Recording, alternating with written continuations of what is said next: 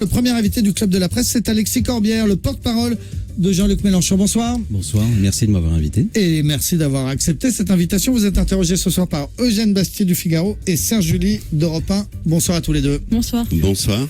D'abord, cette question que tout le monde se pose ce soir, Alexis Corbière, au lendemain donc, de cette primaire de la gauche, y a-t-il eu tripatouillage? On s'interroge sur les chiffres de participation. Hier soir, ils étaient d'1,3 million.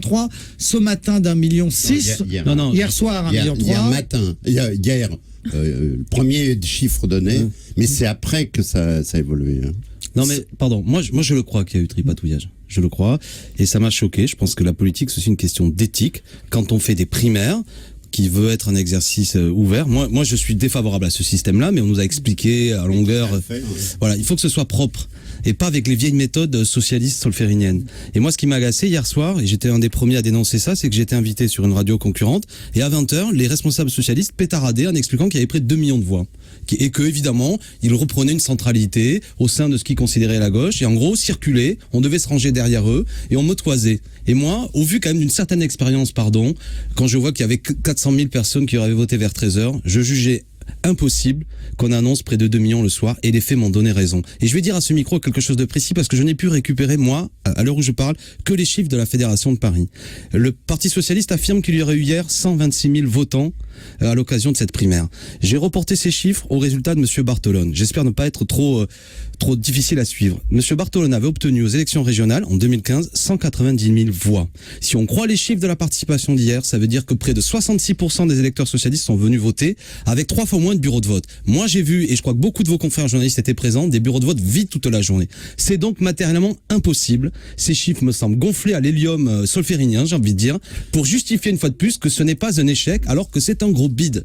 Et je crois qu'en politique, on ne peut discuter sérieusement sur la base de faits avérés. Et moi, j'accepte pas cette opération de communication qui vise à faire croire qu'un échec serait un succès. Alors, si vous avez raison, s'il y a eu tripatouillage, est-ce que c'est grave? Est-ce que ça pourrait entraîner, je sais pas moi, l'annulation de cette primaire? Ah ben, ils en jugeront.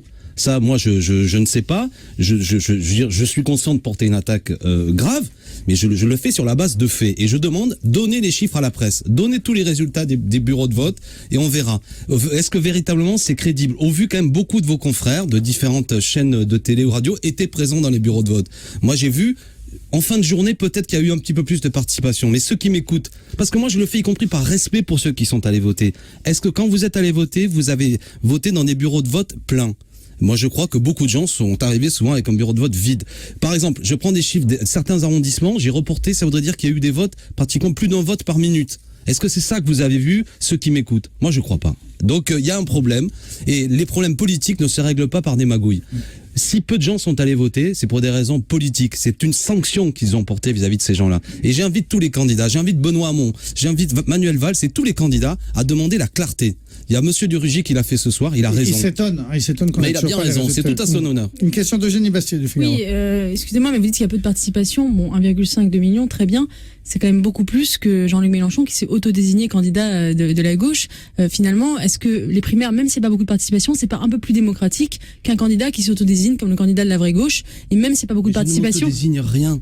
Non, mais je veux dire, c'est quand même, il y a peu de participation. On a encore le droit d'être candidat sans passer par les primaires. Oui, mais est-ce que quand Madame Le Pen vient au micro, vous dites qu'elle est autodésignée? Qu'est-ce que c'est que cette mode désormais où quand vous êtes candidat avec 200 000 personnes qui vous soutiennent, vous remplissez les salles et que vous dites que cette primaire socialiste. Mais si vous critiquez la participation et la faible participation, oui. bah, je vous dis, c'est quand même plus faible participation que Jean-Luc Mélenchon qui est candidat. Non, je vais vous dire, c'est une opération qui a fait que tout le mois de janvier a été saturé médiatiquement par ces débats. Moi, je vais organiser une primaire entre Jean-Luc Mélenchon et moi, et vous allez me donner 2 mois de débat entre Jean-Luc et moi. Voilà, pour décider lequel nous deux est candidat. Bon, d'accord, mais vous trouvez ça ridicule, parce que vous dites bien que c'est une opération, une combine. Eux, quand ils se réunissent à 7, on a 1 mois et demi où ils ont des soirées entières, où y compris certains de vos confrères. Si vous l'avez fait, je vous condamne, on dit c'était la primaire de la gauche. Non, c'était la primaire du PS. Nombre de formations, je pense à celle de Monsieur Hull, le MRC de Chevènement, a voulu y aller, ils leur ont dit non. Ils se sont réunis entre eux, voilà. Et c'est ça qui est sanctionné ce soir. C'est ce que je suis en train de dire. Il y a une candidature qui permet d'éviter le second tour, selon moi. Moi, je suis un acteur politique, je suis pas un journaliste. Une candidature, me semble-t-il, qui permet ce second tour droite FN, c'est celle de Jean-Luc Mélenchon, parce qu'elle a emprunté d'autres voies. Oui, alors, attendez, compris, vous allez avoir l'occasion de le répéter plusieurs fois. Mais nous faisons campagne depuis 1 an. Écoutez, j'ai quand même le sentiment. La démocratie directe, dans le programme de Jean-Luc Mélenchon, il y a plein de choses pour la démocratie directe, pour redonner le pouvoir au peuple. Finalement, les primaires, est-ce que c'est pas un moyen de redonner du pouvoir au peuple, justement? est-ce que sur la base des faits que je vous donne, hier, le au moins, les peuple gens a eu le peuvent voter. pouvoir. Ils peuvent se Mais saisir moi ce aussi, droit. mais ils vont pouvoir voter au mois d'avril, ne vous inquiétez pas. On en fait un meeting en hologramme le 5 février, mais je vous assure que les gens qui sont dans le meeting, c'est Le vote sera pas pas des par hologrammes. Oui, mais on peut. Bah, je fais pas du vote en Non, mais je hologramme, ça, c'est pour le plaisante, mais Parti tout de même, socialiste. on a l'impression aujourd'hui, Réalité parce que cette augmentée. méthode fait à la fois plaisir aux Républicains et à la fois au Parti socialiste, les deux piliers de cette 5e République vacillante, que si t'es pas dans les primaires, t'es un ringard. Moi, j'accepte pas, et je le dis. Aujourd'hui, on voit l'opération, c'est un piège. Voilà. Regardez Monsieur Montebourg qui dit des choses intéressantes. Il est battu parce que il n'a pas compris l'exercice manifestement. Lui, il a plus parlé au pays que aux gens qui sont venus voter. Écoutez, j'ai fait un ouvrage qui s'appelle Le piège des primaires, qui raconte la sociologie de ceux qui viennent voter. Je ne les critique pas, mais dans ce pays, la clé de tout, c'est comment nous mobilisons les milieux populaires qui s'abstiennent. Eh bien, ils viennent encore moins à l'occasion des primaires. Et j'assure, moi je suis persuadé qu'une fois qu'on aura des chiffres et des éléments sur la sociologie de ceux qui sont venus voter hier, que c'est surtout des urbains, des gens âgés, des gens qui tournent autour des partis politiques, et que d'aucune manière ce peuple abstentionniste est venu voter. Donc vous voyez, c'est pas un exercice qui rapproche les milieux populaires, au contraire qui les éloigne. Faut être intégré à la vie politique, en comprendre les codes de ces partis, et je dirais presque en accepter les magouilles. Eh ben moi je dis non. Serge Julie. Oui, il y a évidemment un doute sur ces chiffres. C'est le moins qu'on puisse dire. Voilà, on n'ira pas au-delà dans la mesure où nous n'avons aucun élément ici qui nous permette d'avancer là-dessus. Mais le doute... Attendez, on a l'élément de Christophe Borgel qui dit qu'effectivement il a bidouillé les chiffres. Mais il l'a pas dit comme ça. Presque. Il a laissé entendre que peut-être, voilà, en tout cas, il y a Vous un êtes doute. gentil. Quand on fait des primaires, effectivement, on doit être d'une clarté absolue. Ça doit être indiscutable. C'est pour ça d'ailleurs qu'ils se sont dotés d'une haute autorité. La haute autorité a perdu beaucoup de son autorité, en tout cas dans cette affaire. La deuxième remarque que je voulais faire, c'est le fait que cette participation, admettons que ce soit 1,5 million, mettons même entre 1,3 million et 1,6 million, quelque chose comme ça, en tout cas tous ces chiffres ont été donnés, c'est une faible participation. L'essentiel, c'est quand même ça, parce que la primaire, c'était censé être un ascenseur, en tout cas pour les candidats socialistes, et pour l'amener, en tout cas, pas loin du deuxième tour, de l'accès au deuxième tour de la présidentielle. Donc ça devait lui donner une force qui permettait de bousculer et Mélenchon et, Vous avez tout compris. et Macron, etc. En l'occurrence, c'est pas ce qui s'est passé. Donc, Merci. Merci. Non mais c'est pourquoi je me. Non mais c'est pas ce qui s'est passé. Voilà, c'est la c'est- réalité, c'est que cet effet d'ascenseur n'a pas lieu. c'est pourquoi moi je veux qu'on soit précis sur les chiffres, parce qu'il va de soi, j'ai bien compris l'astuce. C'est que si j'accepte ces faux chiffres, évidemment, ça donne une autorité à ceux qui sortiront vainqueurs de cette primaire. Et Mais je là, considère que cette autorité, ils ne l'ont pas. Voilà. Et Mais ils ne pas l'ont à pas cause gagné. du doute, simplement. Voilà. Et que cette autorité, elle leur a été reprise, enfin, du moins, ce qu'il y a de passionnant pour ceux qui aiment la politique, c'est sans doute qu'il y a un cycle historique qui se termine, je crois. Oui, c'est le cycle de Mitterrand. Exactement. C'est le cycle des C'est-à-dire PDL. que le Parti socialiste qui avait une fonction que notamment M. Mitterrand avait réussi à forger, qui était le parti qui pouvait accéder au pouvoir, ça n'est plus le cas. Voilà. Et je considère avec Jean-Luc Mélenchon que nous forgeons pas quelque chose de d'occupation, nouveau. Et ça, c'est intéressant. Moi, c'est pourquoi, moi, j'ai été socialiste, je le dis à ce micro. Je ne crois plus à ce parti. J'en ai vu tous les aspects les plus sombres. Et je considère qu'il est un repoussoir. Que beaucoup de gens que je connais n'aiment plus même le mot de gauche. Parce que quand je leur dis que je suis de gauche, ils me disent, ils assimilent ça à ces pratiques. Donc, avec Jean-Luc Mélenchon, nous avons un vocabulaire différent. Je me considère comme un républicain, écologiste, social. Et Il faut- insoumis. C'est le Et nom de votre insoumis. parti. Vous voyez bien, vous l'avez bien compris. Mais c'est important, ces batailles culturelles et sémantiques. Sous le sang, hein, Bah oui, mais c'est insoumis, mon donc travail, on je suis l'a- porte-parole, Oui, alors c'est normal. j'en ai que ce magistère-là à utiliser. On revient dans un instant. Alors, Alexis Corbière, cette idée que le PS serait peut-être en train de mourir, d'après l'avis de certains auditeurs, comme on vient de l'entendre. Moi, j'ai dit tout à l'heure ce que je pensais historiquement. Moi, je suis prof d'histoire, l'histoire me passionne. Mais après, je ne veux pas être arrogant dans ce micro. Moi, je fais campagne. Je pense qu'il faut convaincre des gens. On verra ce qui peut arriver. La politique, ce qu'il y a de passionnant, c'est que c'est toujours des dynamiques. Il y a des millions de gens qui vont rentrer dans ce débat, qui vont écouter les programmes. Je les invite à nous écouter, à écouter aussi les autres. Nous proposons de donner des pouvoirs nouveaux aux citoyens, passer en 6e République, une assemblée constituante, pas d'écart de salaire de 1 à 20 dans l'entreprise, là, répondre à la crise écologique. Non, ce que je veux dire, Mais c'est ma question, c'était est-ce que le PS est en train de mourir? non, ce que je veux dire, c'est que si nous n'existons pas, il C'est pas revivra. Zoc grec. Non, mais écoutez-moi, c'est que si ce discours-là n'est pas tenu, vous savez, la politique horreur du vide, eh ben peut-être que le PS retrouvera une fonction. D'ailleurs, il y a plusieurs gauches. Voilà. Il n'y en a Et pas donc, qu'une, ceux- il y en a plusieurs. Oui, mais je ne pose même plus comme ça le débat. Mais ceux qui veulent autre chose, ceux qui veulent refuser la droite et l'extrême droite, mais qui veulent autre chose et qui pensent que c'est pas dans le vieux chaudron du PS, si ce n'est au prix de manger les mêmes soupes, qui veulent autre chose. Nous sommes là, nous leur proposons, venez nous écouter, les amis, discutons de ça. Mais moi, ce que je n'accepte pas, c'est l'arrogance que je vois parfois de la part des socialistes qui, tel le soleil, pensent que les planètes doivent continuer à tourner autour d'eux, quoi qu'il arrive, quel que soit leur résultat. Depuis 2012, ils n'arrêtent pas de prendre des échecs. Hier soir, je me suis amusé à sortir une vanne, c'est ils perdent toutes les élections et même celles qu'ils organisent, vous voyez, hier. Donc ça suffit, voilà. Sinon, c'est la droite et l'extrême droite qui va en profiter. Serge Gélé. Il y a la probabilité, c'est quand même que Benoît Hamon soit le candidat qui sorte vainqueur de cette primaire et donc qui va être le candidat officiel de cette gauche rétrécie, mais qui est le Parti socialiste. Est-ce que vous allez discuter avec lui ? Mais est-ce que la gauche Mélenchon va discuter avec la gauche Hamon et Benoît Hamon, je le connais depuis 25 ans. Oh oui, je discute avec lui, le sujet n'est pas là. Par exemple, lorsque il y avait le vote sur la loi El Khomri, on lui a demandé plusieurs fois de voter la motion de censure qui permettait de sanctionner cette loi. Des désaccords avec Benoît Hamon et ses amis, nous en avons plein. Et jusque-là, il n'était pas d'accord avec les propositions que nous faisons. Souvent, la discussion avec Benoît était de dire que lui, il pense qu'il veut être premier secrétaire du PS et que sur les ruines du PS, il prendra la direction. Cette stratégie-là, personnellement, ne m'intéresse pas. Et c'est pourquoi nous faisons autre chose. Alors, à partir de là, nous, on a rédigé un programme, ça s'appelle l'Avenir en commun, 317 propositions. Cet exercice-là, Benoît ne l'a pas fait pour l'instant, Benoît Hamon. Aucun ne l'a fait d'ailleurs. Et je vais vous dire, il va avoir un autre problème. À mon avis, monsieur Hamon, s'il gagne, ce que je crois aussi être une possibilité, il va aussi vouloir, lui, rassembler tout le parti. Donc, il va valsiser son programme pour éviter que des secteurs valsistes, si je puis me permettre l'expression, partent vers monsieur Macron. Donc, à la fin, quel va être son discours pour parler avec nous, puisque vous dites ça? Je n'en sais rien. Moi, je prends la politique au sérieux. Moi, je sais, écoutez, on m'aime ou on m'aime pas, à travers moi, Jean-Luc Mélenchon, mais ce que nous disons me semble clair et cohérent.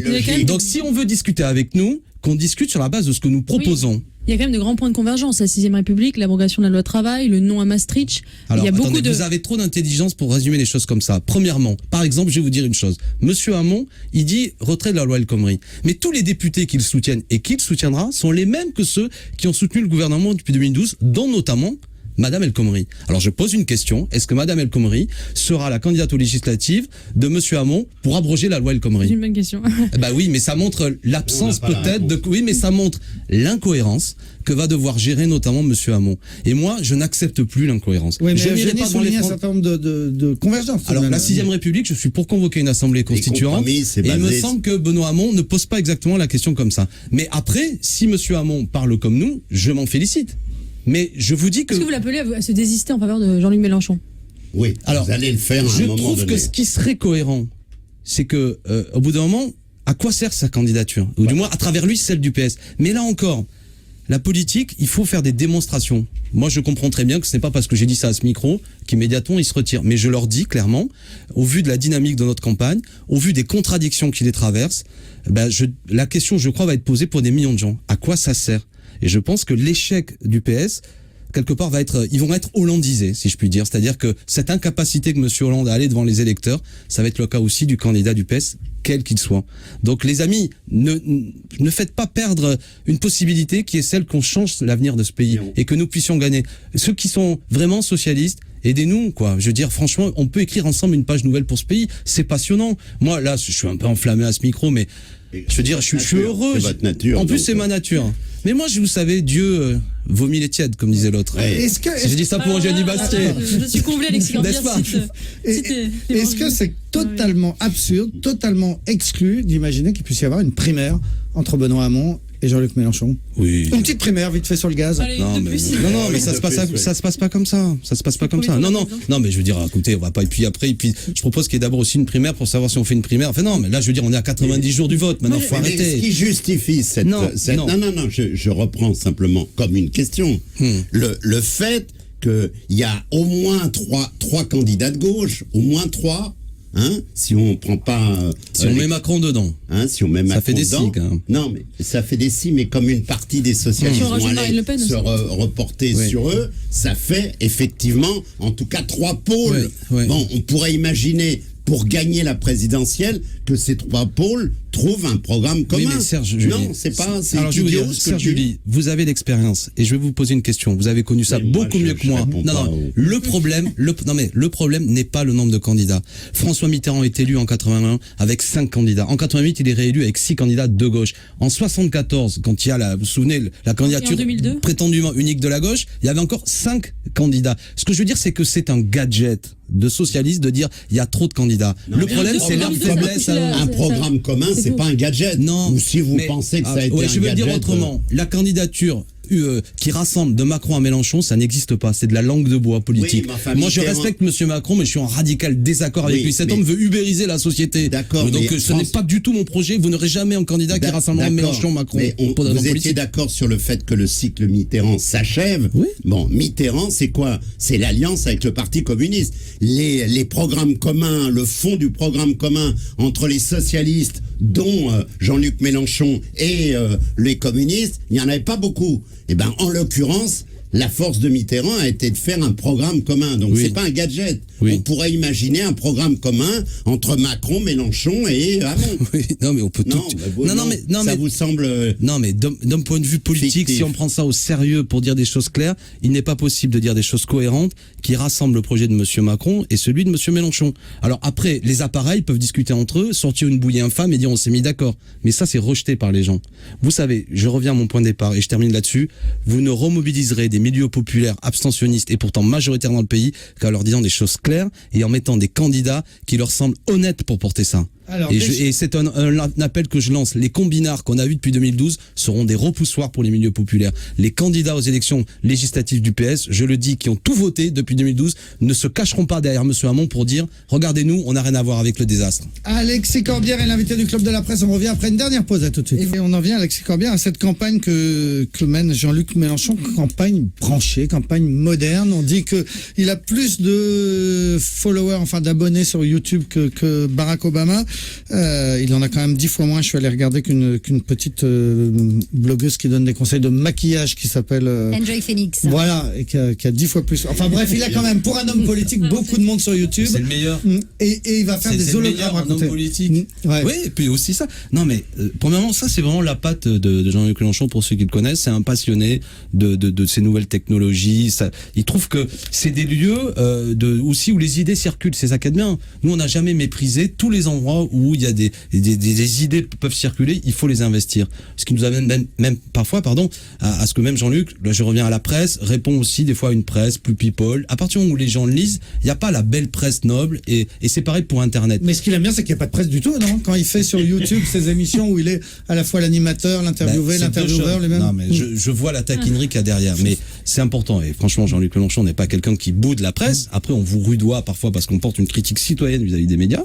Et après, vous la jugez de qualité ou pas, mais ça me semble nécessaire. Mais aussi, c'est bien qu'il y ait notre propre média qui permet que Jean-Luc, sur un temps long, développe 20 minutes, une demi-heure, un thème, une revue de presse, etc.